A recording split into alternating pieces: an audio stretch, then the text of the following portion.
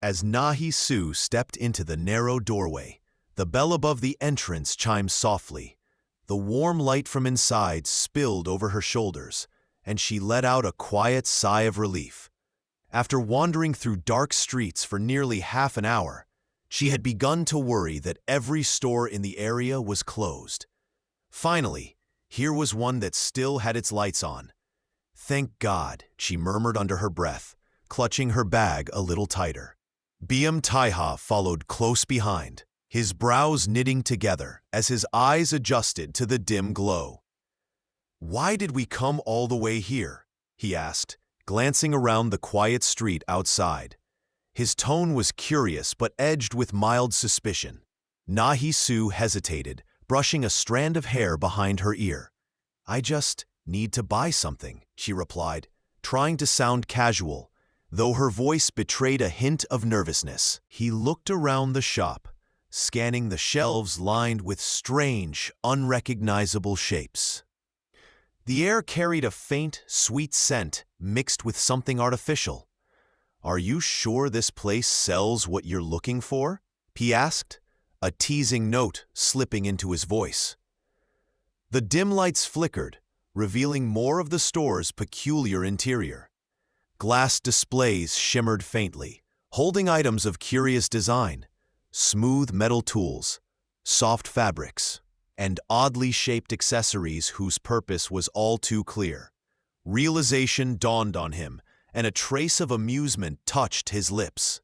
Meanwhile, Nahi-Su's breath caught in her throat. Her eyes widened as she finally understood what kind of shop she had walked into. The color drained from her face, then rushed back in a wave of scarlet. "Oh no," she whispered, frozen in disbelief. Bom Taiha tilted his head toward her, a mischievous glint in his eyes. "So this is what you needed to buy," he murmured with a half-smile. "Am I not enough for you?" Her heart skipped a beat. "What?" she stammered, her face burning as she turned sharply toward him. "Don't say things like that. I didn't know what kind of shop this was." Her gaze darted helplessly around the room, at the shelves of glittering glass bottles, the neatly arranged ropes, and the rows of colorful boxes she wished she hadn't noticed. The more she looked, the hotter her cheeks grew. "I swear, I didn't know," she repeated, covering her face with her hands. Taiha chuckled softly beside her, clearly enjoying her flustered reaction. For a moment, she considered running out of the store altogether, but her legs refused to move. Instead, she stood frozen in the middle of the aisle, caught between humiliation and disbelief, wondering how such a simple errand had turned into this. Nahi-Su couldn't believe what she had just done. Of all the stores she could have walked into, she had chosen the only one with its light still on, an adult shop. She wanted the floor to swallow her whole. Bom Taiha, meanwhile, stood a few steps behind her, hands in his pockets, watching her struggle to keep her composure. A quiet chuckle escaped him as his eyes glinted with mischief. "So," he said lightly, "what exactly were you planning to buy in a place like this?" Nahi-Su nearly choked on her words. I don't know, maybe something like an adult toy," she stammered, instantly regretting her answer. Bom Taiha laughed softly, his amusement only deepening at her mortified tone. Her face flared crimson. Was he laughing because of what she said, or because of where they were? She glanced nervously at the shelves filled with strange items and whispered under her breath, "Who even buys these things?" The thought unsettled her. The world really was full of people with different desires. Her gaze drifted unconsciously toward Bom Taiha's hands, strong, confident, and steady. For a fleeting second, her imagination betrayed her. She pictured those same hands, gripping her chin, forcing her to look up, while the faint sound of a whip cracked through the air. The image hit her like a spark, and her face turned scarlet in an instant. Bom Taiha raised an eyebrow. "Your face is completely red," he teased. "It's just the lighting," she replied quickly, avoiding his eyes. He leaned a little closer, a half-smile tugging at his lips. Funny, the lighting only seems to affect your face. Shut up, she hissed, swatting the air between them. Desperate to change the subject, her eyes darted across the room. Then she spotted something, finally, something normal. A pair of black stockings hanging neatly on a rack. Snatching them up like a trophy, she turned toward him with mock triumph. See? I came for these. Happy now? Bom Taiha tilted his head, smirking.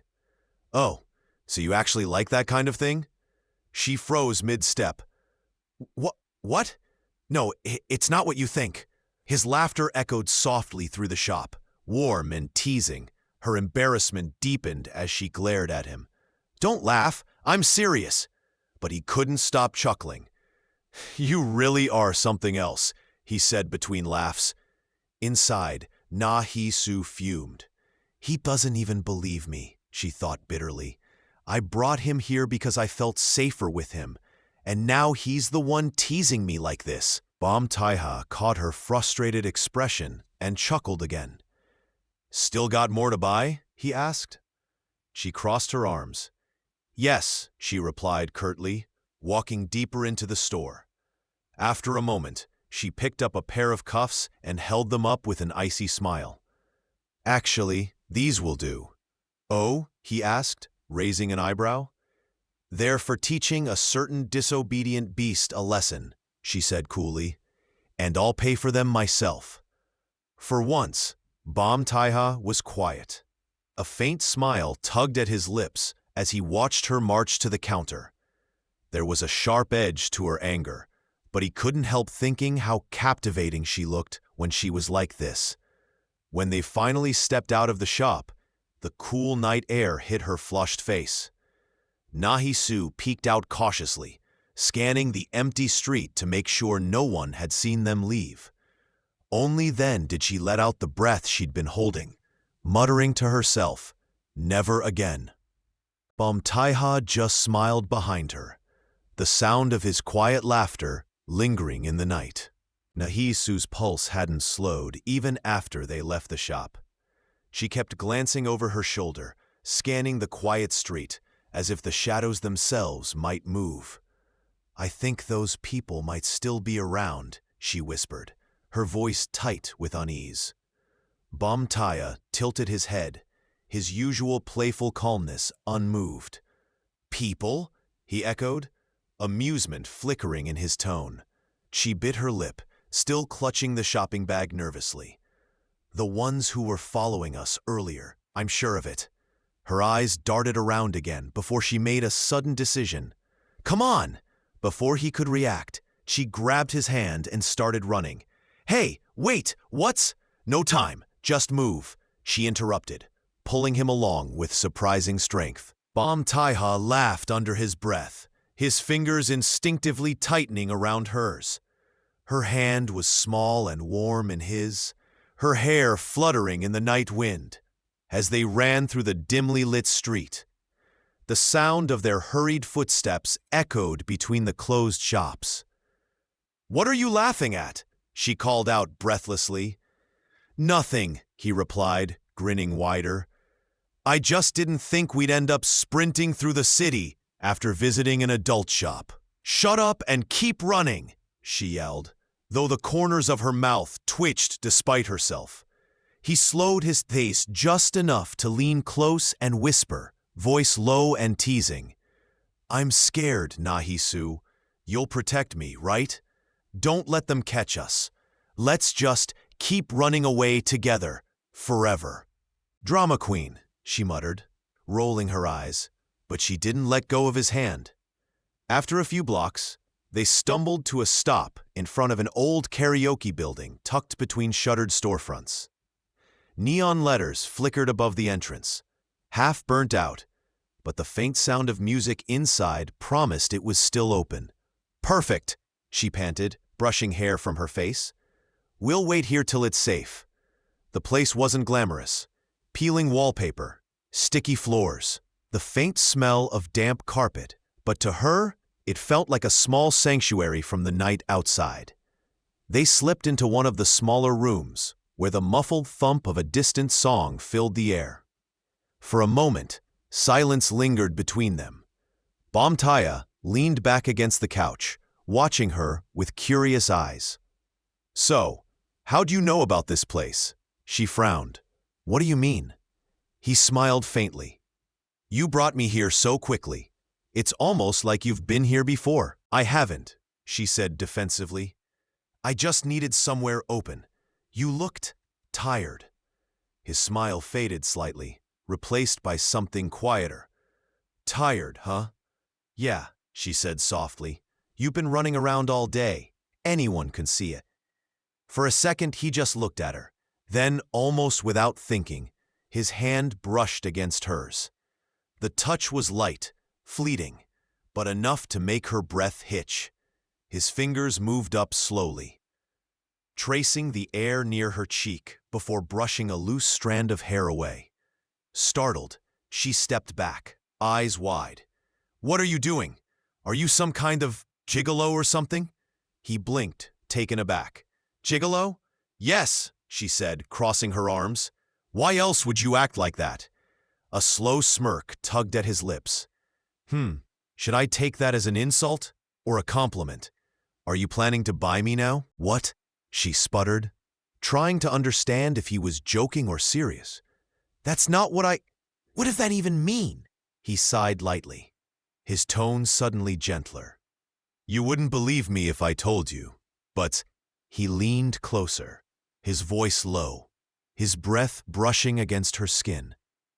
"You're my first." Her breath caught. The air between them felt suddenly heavy, charged with something unspoken. "Don't say things like that," she stammered. "Men might like hearing it, but women don't." "Don't they?" he murmured, his face inching closer still. Her heart raced, her words faltering. Maybe it was the warmth of the small room or the way his voice dipped when he spoke. But deep down, she realized something she didn't want to admit. Maybe she didn't entirely dislike hearing it after all. Bomtaya leaned closer, his voice falling to a whisper.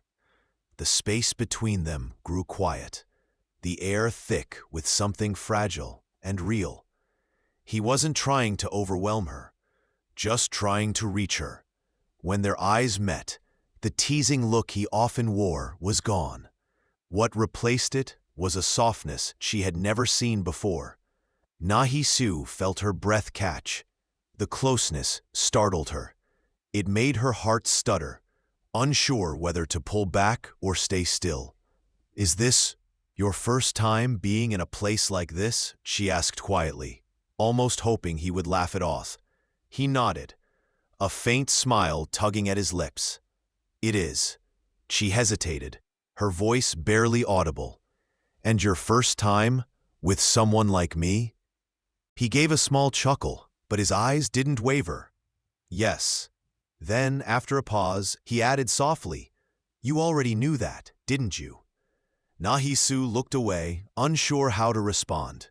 There was something in his tone, an honesty that disarmed her completely. Inside, Bomtaya knew she was only half believing what she wanted to hear, yet it didn't matter. Everything about this moment felt new, unfamiliar, in a way that made his chest tighten.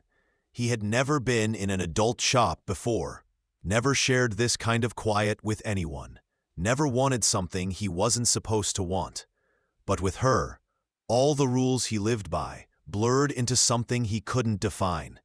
He smiled faintly, his voice low but sincere. "We're too alike, you and I. Maybe that's why no one else ever seems to fit." She turned toward him, her eyes softening despite herself. There was pain in his voice, but also warmth, like he was offering a piece of his heart and wasn't sure she'd take it. "Would you take me with you?" he asked quietly, "even if it's foolish?" For a moment, Nahisu didn't speak. The weight of his words pressed against the silence. He went on, his tone breaking slightly. "You were the first person who ever made me see what it means to care. And maybe the first who could break me too. But if that's what it takes, then I'll take it. Just don't push me too far away." His eyes glimmered faintly under the dim light. "Let me learn what love is supposed to be. Honestly, clumsily, completely." Outside, the night grew deeper. The neon lights faded into the distance, and the city fell into a restless hush. Later, somewhere else in the city, Ari sat by her window, lost in thought.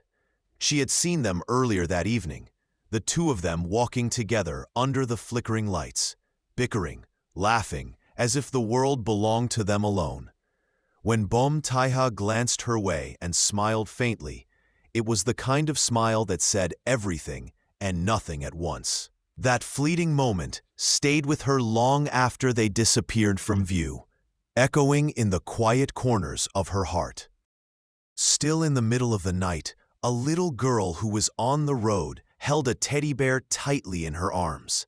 Then, suddenly, something ahead caught her attention. She stopped for a moment, then started running toward whatever was drawing her, shouting the name Teddy. Her father, who was nearby, tried to stop her, telling her to wait because she might fall. But it was too late. The little girl had already run ahead. She came to a sudden stop and found herself standing before Thea, staring at him with wide eyes full of curiosity. Thea was holding in his hands the teddy bear he had bought for Anso. With an innocent voice, the girl asked if Teddy, Thea's teddy bear, wanted to be friends with Bunny, referring to her own stuffed toy. Her father, standing beside her, felt uneasy in front of Thea's calm and dignified presence. Embarrassed, he quickly apologized, nervously explaining that his daughter was still young and didn't mean to bother him.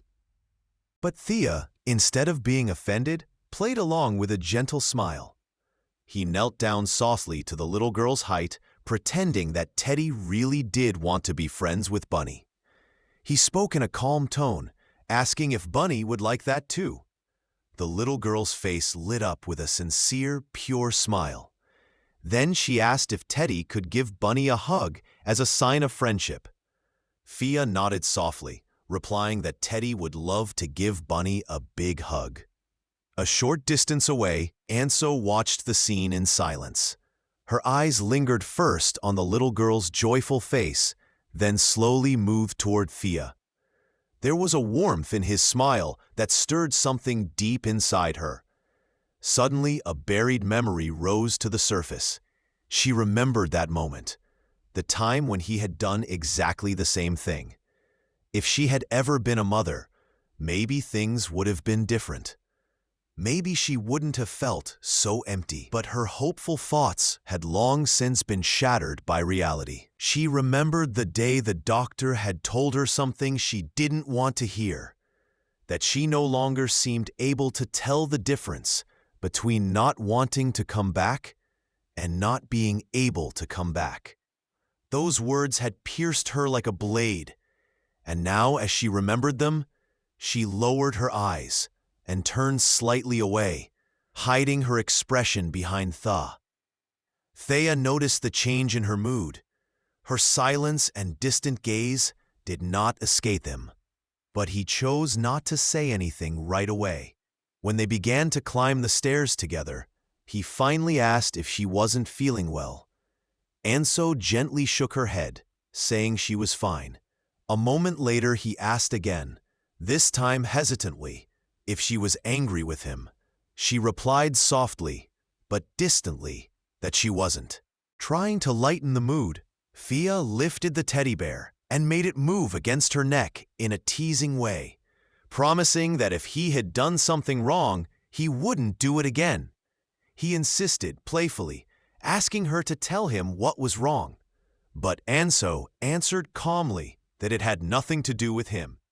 She spoke softly, adding that some things just weren't easy to explain.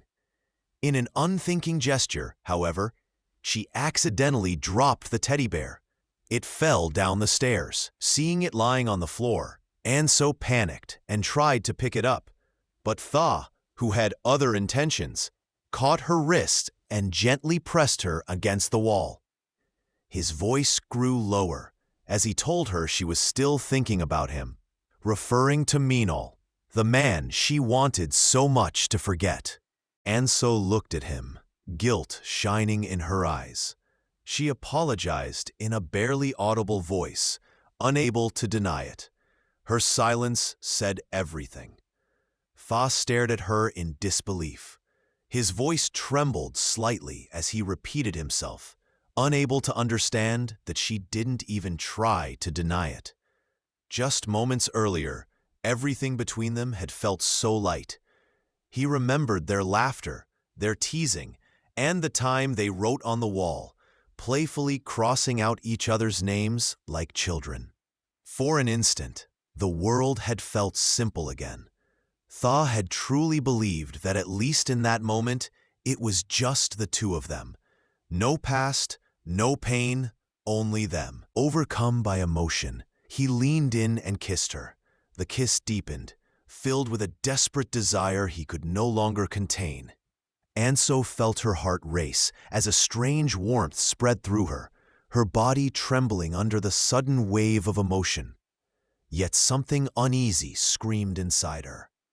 Feeling his frustration, Anso gently pushed him away, her trembling voice telling him she could go the rest of the way alone. Her eyes avoided his, but her resolve was clear. She asked him to leave for today. She needed time. Thea stood still for a moment, his gaze fixed on her face, as if the world had just collapsed onto his shoulders. Then he disappeared in an instant, leaving behind the teddy bear still lying on the ground, and Anso who seemed completely changed. He only said quietly, "Get home safely," his voice calm but heavy with restrained emotion. Elsewhere, a guard was making a report, explaining that the two young masters were doing exceptionally well. He described the elder as not always very diligent, but naturally sharp, with excellent financial sense and great adaptability. Then he spoke of the younger one, the one who used to follow Fia. This brought back a memory of the time Fia had warned him, teasingly asking if he didn't feel like he was being watched. In the present, the guard admitted he sometimes felt as though he were watching the president himself. The scene returned to Anso. She was at work, talking with the motel owner. Seeing how tired she looked, he kindly told her that with her skills, he could recommend her somewhere else. He promised to look for opportunities for her, but worried she was overworking herself. Later, the owner of the restaurant also asked if she was still looking for another part-time job. When she nodded weakly, he frowned, saying youth was no excuse to exhaust oneself like that. He warned her. One day, she would regret it. Instead of letting her work more, he decided to raise her salary the following month. Grateful for his kindness, Anso tried to explain herself, but her words faltered. Inside, her thoughts grew heavy. She remembered that she had once accepted help, that she had once believed that if they had found a place to live together, maybe things could have been different. But he had never given her the slightest explanation. Every time she hurt him, it was in the name of reason, and every time it was to justify herself. She kept telling herself that she had done everything for the best, that when she turned away, it was because their tragedy had been inevitable. She had pushed him so far away, and yet he still wanted to stay close to her. Perhaps, she thought, he could still find a bit of happiness, even if it wasn't meant to last. Her thoughts lingered on those quiet moments they had shared, on the fleeting warmth of his laughter, on the tenderness of his smile. Her memories still felt too real to fade away. Meanwhile, in an alleyway, Thea appeared. His expression betrayed irritation as he looked around, muttering in a weary tone that this place was a real dump. He turned to the guard beside him and asked if the building had been built before he was even born. He snorted, saying it would be easier to tear the whole thing down than to maintain a place like this. He couldn't believe that a man of his stature had to waste his time in such a miserable place. All because of a woman. He let out a long sigh, admitting that he was starting to regret coming here. Then, with a disdainful smile, he added that if that man allowed a woman to work in such a run-down place, then maybe she was nothing more than a toy to him. The guard suddenly interrupted his monologue, drawing his attention to something. He pointed toward a young woman outside, bent over, quietly picking up trash. "That's her," he said. Via frowned and looked in the direction the guard was pointing. When his eyes finally fell on her, his expression shifted slightly. There before him was Anso, throwing away garbage bags, completely unaware that she was being watched. Hello guys, welcome back in Goku Manhwa channel. Let's continue. Boeum Taiha pushed the door open slowly, expecting an empty room, but the moment it creaked, he saw Na Hiso lying there. The sight of her stunned him completely. For a second, he couldn't even breathe, because he had not expected to see her like this. He stepped inside, almost out of instinct, drawn to her presence more than anything else. But before he could get close, she shifted slightly on the bed, still half lost in sleep, and told him not to come any closer. Her voice was soft, frustrated, as if she had been fighting with her own thoughts even while resting. Taiha froze, and then she mumbled again, calling him Boeum Taiha, telling him that she already knew it was him. He stood there shocked, wondering how she could recognize him even in this hazy dreamlike state. But then she murmured that she wasn't meeting him today. The anger in her tone was clear even though she wasn't fully awake. She hugged her pillow tightly, turning away from him like she was protecting herself from the disappointment she felt. Taiha remained standing beside her, unsure whether to move or speak, just watching her breathe unevenly as she dreamt. Slowly, she began talking again, almost like she was confessing to the empty room. She asked why he only came in her dreams. She said that yesterday it happened, and the day before too, and every day it was the same cycle. She looked troubled, even in sleep, her eyebrows furrowing as if she was reliving the same longing again and again. She murmured that even when she saw him, she would wake up immediately, as if the moment she got close, reality would pull her away. The loneliness in her voice deepened when she whispered that he never came at all, that she was the only one waiting. She hugged the pillow even tighter, almost desperately, while Taiha looked down at her with a mixture of sadness and guilt. She continued speaking in her dream, remembering promises he once said, about coming in even if it was cold, about not minding the cramped space, about being fine with leaving his things here. Yet he never came. She complained softly that he wouldn't answer her calls, and that it hurt more than she expected it to. Each word made Taiha's disappointment in himself grow heavier, and he couldn't stop himself from stepping closer. He leaned down, reached for her arm, and gently pulled her toward him. Hiso stirred and finally looked up at him, her eyes confused and filled with the same frustration she had expressed in her sleep. She repeated that she told him not to come in, even though she was still dreaming. She asked why he wouldn't listen to her, why even in her dreams he ignored the boundaries she tried to set.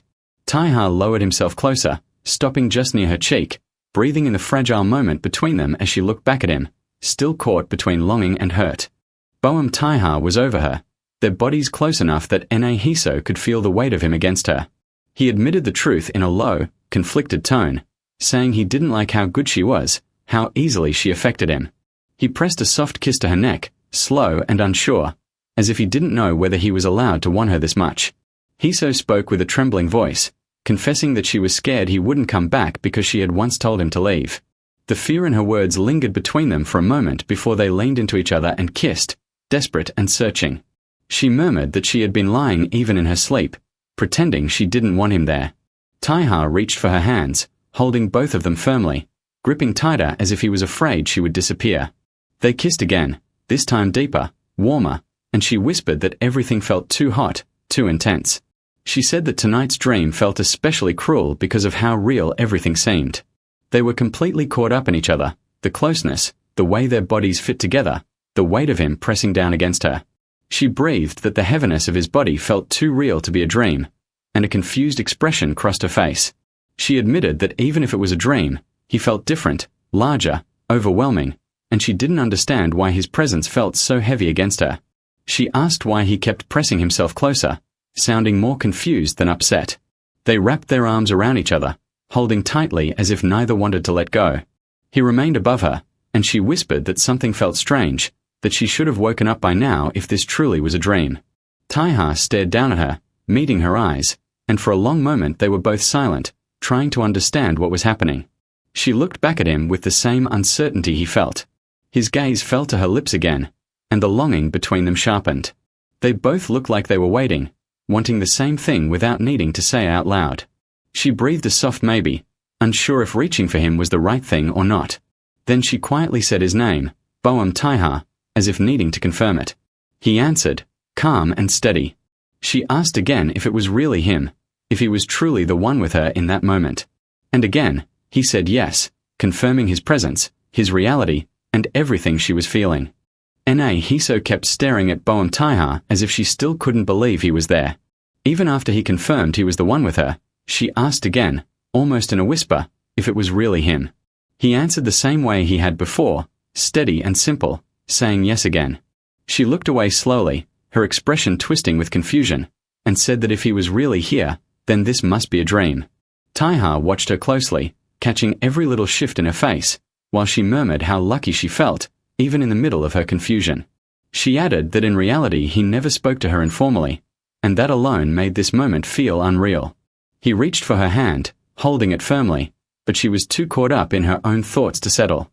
She kept repeating for him to tell her this was a dream, not once or twice, but 4 times, her voice growing more breathless each time as if she desperately wanted the answer to match her hope. She wanted it to be her dream, the kind she could control, the kind where he would stay. Her eyes drifted to the teddy bear that Poonam Taiha had once given her, a small reminder of him sitting quietly nearby. She spoke softly, saying he wouldn't answer her calls, and that it hurt her more than he knew. She insisted again that this had to be a dream, because the real him would never show up like this. Taiha chuckled faintly under his breath, unable to stop himself. He asked her what she wanted him to do, his tone low as he reached up and placed his hand around her neck, gently guiding her closer to him. His voice was firmer when he told her this wasn't a dream. He pulled her fully against him, making it impossible for her to look away or distance herself from the moment. But Hiso suddenly paused and told him to wait. She pulled back slightly, her mind shifting to something completely different. She apologized for borrowing his clothes without asking, saying it quickly, almost stumbling over her words. She moved away from his hold and tried to straighten the fabric of the shirt she was wearing, saying they had gotten really wrinkled. Taiha watched her silently, trying to understand her sudden nervousness. She promised she would wash them and return them properly. She even said she would iron them, already turning away from him and trying to go get his clothes. Before she could take more than a few steps, Taiha reached out and caught her again, pulling her back toward him with a firm, unhesitating grip. Boam Taiha held her firmly, not letting her slip away again. He told her that it was obvious she would get caught, yet she still kept running and running, as if she couldn't stop herself. There was a hint of frustration mixed with affection in his voice as he said it. He added that this must be her type of thing, something she always did, running away even when she knew he would catch her. Hiso felt the words hit deeper than she expected, because it was true. She always ran, and he always found her again. They drifted closer, their bodies pulled into the same space without even thinking about it. She whispered that it felt like her brain was melting, the moment so intense that she couldn't hold any clear thought. Being this close to him overwhelmed her, but in the kind of way she secretly wanted. She was having a good time with him, a rare feeling she didn't want to let disappear. She wanted him to stay with her forever, because losing him was the one thing she feared most. And she knew, just from the way he held her, that he didn't want to lose her either. His arms tightened slightly, like he wanted to keep her with him for as long as possible. He said he liked it, the closeness, the feeling, the way she responded to him. Taiha looked at her again, observing her expression, and something proud flickered across his face, as if just being the one she held onto made him feel important in a way he couldn't explain. She said something soft again, and he looked at her with that same expression, proud and sure of what he felt for her. Then, without breaking eye contact, he opened his belt. She saw the motion, saw what he was about to do, and her breath caught. Before she could react, he told her not to push him away. His voice wasn't forceful, just filled with something raw and honest, as if he was admitting a fear he had kept quiet for too long. She didn't want to push him away. She adored him deeply, more than she ever allowed herself to admit out loud. She adored him so much it scared her, so she stayed still, looking at him with all the emotion she kept hidden. Taiha's gaze turned even deeper, filled with a wanting that was directed only at her, and no one else. He told her that when she pushed him away before, it hurt him more than she realized. His voice held the truth of someone who had felt that pain for a long time. She knew he was right. They were both afraid of losing each other. They were made for each other in ways neither of them had been brave enough to say, and that made the possibility of separation feel like it would break them both. They stayed there, close and trembling with everything they felt, fear, longing, and the quiet understanding that they were finally facing the truth they had run from. Hello guys, welcome back in Goku Manhwa channel. Let's continue. Hiso felt her breath shorten as if the air itself suddenly refused to enter her lungs. Every time Thea moved closer, her body reacted before her mind could keep up with what was happening to her. Her skin trembled, her stomach tightened, and a warm, almost electric wave rose slowly along her spine. She avoided his eyes, afraid that meeting his gaze would expose everything she was trying so hard to hide. While she tried to steady her breathing, he moved closer again, and the warmth of his breath brushing against her skin made her lose her footing inside herself. When he kissed her, it was with a quiet determination that pulled everything away from her, the world, the sense of time, even the defenses she usually held so tightly. She felt her lips give in, her thoughts blur, her resolve melt between her fingers. A sharp shiver ran down her neck and settled deep in her body, leaving her unbalanced and overwhelmed. Thea pushed deeper into the moment, refusing to let the intensity slip. She called out to him in a pleading tone, asking him to stop teasing her, but he continued, deepening the kiss with a steady, unshakable desire that left her too weak to resist. Afterward, he hinted indirectly at how tight and tense the moment had been, while Anso murmured that it was only because he kept pushing her, kept pressing her in a way that made her shiver uncontrollably. He held her with a kind firmness, his grip gentle yet unyielding, and she felt her thoughts empty under the weight of the sensation he stirred in her. The strange, overwhelming rush made it hard for her even to breathe properly. Thea looked at her closely, as if asking without words whether she had been thinking about him, a question that made her gasp and look back at him in confusion and embarrassment. He watched her with slow, deliberate intensity as he stepped back just slightly, unbuttoning his sleeve before reaching for her again to draw her nearer. She tried to deny thinking of anything like that, her voice stumbling over her own words, but he leaned in again, pushing the moment deeper and making her gasp more than once. Anso thought to herself that she had never even considered such thoughts until he brought them to the surface. She called his name again, begging him to slow down, insisting she couldn't think clearly, her mind too tangled in everything he was making her feel. She eventually told him, indirectly, that she was going to go through with it, feeling as though he was leaving her no mental space for anything else. She could barely think. Everything inside her was pulled into the intensity between them. When it was finally over, she let out a long, shaky breath, the kind that emptied the tension from her body. Thea exhaled as well, but something in his expression shifted almost immediately. He looked at her with a softness that carried a hint of hurt, and his voice dropped to something quiet and fragile as he told her not to make him believe things like that again. That small tremor of pain in his tone struck her deeply, cutting through the haze around her. She instinctively raised her hand, resting her palm against his cheek, her fingers moving slowly across his warm skin in an attempt to comfort him. She murmured that she was sorry, admitting it was her fault, and the moment the words left her lips, she felt heat rush up her face. Thea looked away at once, clearly too embarrassed to handle both her apology and her touch. He stepped back a little, unable to hold her gaze, and she frowned, feeling the shift like a sudden drop in the air between them. She asked why he was pulling away when she had already said she was wrong, confusion tightening her voice. Before she could finish the thought, he reached for her again with a certainty that didn't match his earlier hesitation. He pulled her toward him without questioning, without thinking, as if the movement itself was instinct, as if she was the one thing he wanted near him again and again, no matter how flustered he felt. Time passed, and the scenery around them changed. In a completely different setting, Thea walked with a quiet smile on his face, a small trace of earlier moments still lingering on him, as if whatever had happened between them continued to warm him from the inside long after the intensity had settled. A girl called out to him, surprised to see him walking with such an unusually cheerful energy. He answered her vaguely, his mind drifting back to something his mother had always told him. When someone truly wants something, give them everything, absolutely everything. The girl let out a mocking laugh, claiming he didn't look like the kind of man capable of impressing anyone. She leaned close to his ear, trying to provoke him further, hinting that he would probably fall in love with her if he ever tried treating her with even a little gentleness. Tai shut her down quickly, his voice turning cold. She wasn't even his type. The girl stiffened at his bluntness, and the moment faded behind him as he continued on his way, the faint smile never fully leaving his face. Then the scene shifted back to Anso. She was lying against Thea, her breathing calm, her entire body relaxed in a way that made it clear how safe she felt. Her weight rested fully on him, warm and soft, as if she hadn't considered moving even once. Thea murmured, asking whether she was asleep. She replied that she was awake, though her voice held the drowsiness of someone who had slept so deeply that she'd lost any sense of time. Being so close to him in such a vulnerable, unguarded position made her blush, even if she tried to keep her expression neutral. There was something about the quiet between them, the warmth, the closeness, that left her flustered without warning. Thea suggested having breakfast together. She refused immediately, not even hesitating. She reminded him that he cooked strangely, always either too salty or too sweet, and sometimes even overly spicy. He laughed, pretending to clutch his heart as if she had wounded him. She had a talent for breaking his heart, he said, and even joked that his own wife wouldn't let him cook something as simple as fried rice for her. She told him to stop saying things like that, her cheeks burning a deep shade of red.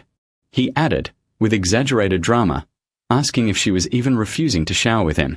His tone was tragic and playful at once, and she could only blush harder, overwhelmed by the mixture of embarrassment, affection, and the strange warmth he carried so effortlessly into every moment with her. She burst out laughing, unable to hold it back, her voice trembling slightly with the last traces of sleep and embarrassment. They eventually got dressed, though Thea didn't stop teasing her for even a second. Anso let out a slow breath, trying hard not to react, but the heat rising to her cheeks betrayed her immediately.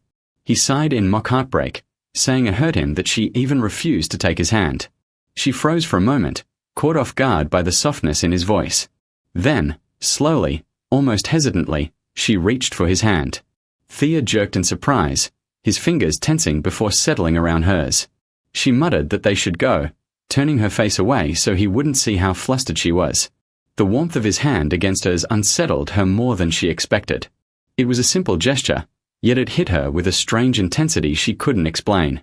And then, without warning, a dangerous thought crept into her mind. What if one day he walked like this while holding the hand of a child who looked like him? She wondered whether he ever imagined a future like that, a future she might not be part of, a future where she would simply be someone who once walked beside him. The idea pierced her, and an almost selfish desire rose in her chest. A desire to ask him to abandon everything, to stay with her, to keep living in this imperfect but warm bubble they had created. She pictured a little girl with Thea's eyes, a tender image that melted her heart and frightened her at the same time. A future that looked soft and beautiful, but one she didn't feel worthy of belonging to. The scene shifted abruptly. In another home, a young woman was arguing with her father. He insisted she go visit a certain family because the president's son was her age. She refused immediately, reminding him that her grandfather had forbidden her from approaching any household whose name began with Beham. Her father replied calmly that he had dreamed of her grandfather the night before, and the old man had supposedly told him to remove that warning. The young woman exploded in disbelief. It was absurd, impossible, and yet her father casually took her outrage as an agreement. The story cut once again, this time back to Tai. He was consumed by rage, his expression darkening as he hurled a glass to the floor, the shards scattering and glittering like fragments of his temper. He seized a bodyguard by the throat, eyes sharp and dangerous, ready to unleash everything boiling inside him. His voice thundered through the room as he demanded to know why someone was attending his mother's exhibition. The fury in his tone echoed off the walls, shaking everyone who heard it.